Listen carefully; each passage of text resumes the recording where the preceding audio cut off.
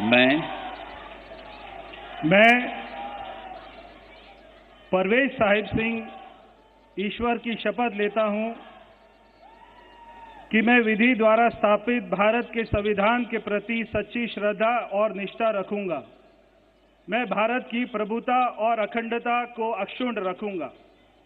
मैं मंत्री के रूप में अपने कर्तव्यों का श्रद्धापूर्वक और शुद्ध अंतःकरण से निर्वहन करूंगा। मैं भय या पक्षपात, अनुराग या द्वेष के बिना सभी प्रकार के लोगों के प्रति संविधान और विधि के अनुसार न्याय करूंगा।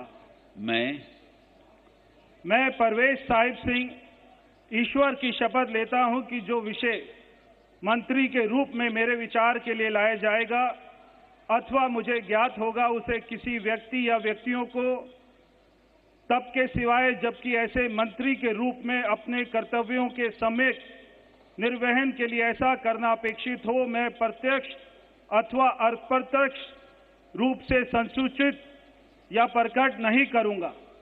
जय हिंद।